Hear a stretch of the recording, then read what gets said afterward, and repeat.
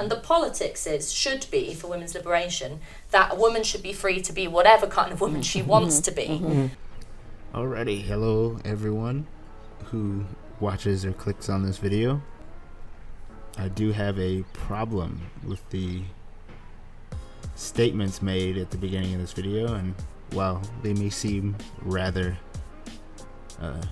non-offensive to the uninitiative, there is something that I have thought that is kind of unmentioned in this idea that women, or even anybody, should be able to get should be able to do or be everything they want to be.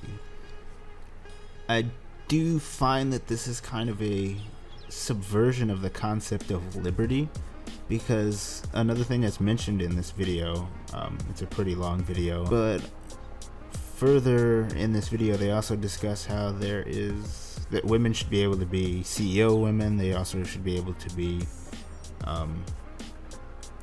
be housewives, and they should have equal opportunity as to being both. And while on its face this might seem perfectly normal, it kind of is a competing narrative, because for women to have, and this is just women, for women to have equal opportunity to be a housewife and also equal opportunity to be a CEO worker, it does not specifically just require the action of women, it also requires the action of men. And the more women who are housewives, they eliminate opportunity for women to be CEOs. And the more women who are CEOs, they also eliminate opportunity for women to be housewives. So they kind of compete against one another. This, of course, isn't referencing how men don't have really much to say in any of this, and men also don't have equal opportunity to be either. They kind of just pigeonholed into working, and if they decide that they don't want to work, then it's not just the patriarchy, as is conjectured, that keeps them from doing so. It is kind of one of the things that I find that's rather interesting in feminism, is they don't really seem to, even women who don't consider themselves feminists, or just modestly feminist adjacent, or even just normal people, they don't really seem to take into account the fact that, when you have these projected unlimited freedoms, that they're not actually isolated incidents. They have effects on other people, like your actions have effects on other people. Saying a woman should have infinite opportunity to be a housewife isn't just like, she's not the only one who makes herself a housewife. There also is a man who has to be willing to support her to do so. And if men, who also have infinite opportunity, according to this theory that everyone should have equal opportunity everywhere, then if people just selectively decide to not have their opportunities line up, then people don't actually have equal opportunity based on people's own decisions. The only real way to establish even something like equality of opportunity is to make sure that, basically, especially in the way that it's described, right, the way it's described by feminists, is to make sure that other people are willing to support your opportunities.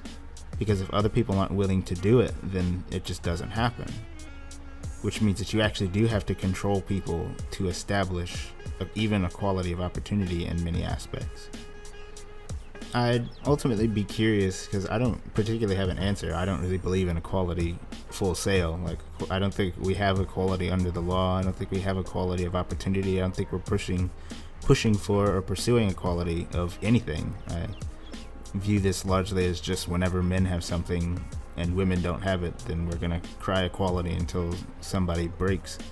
So I'm curious as to know if anyone else would even be able to answer the question, because I don't see a lot of recognition as to how a lot of what feminist demands actually they're not isolated. They're not something that's individualized. Like they are things that expect something from other people. They're not just, I should have the opportunity to go and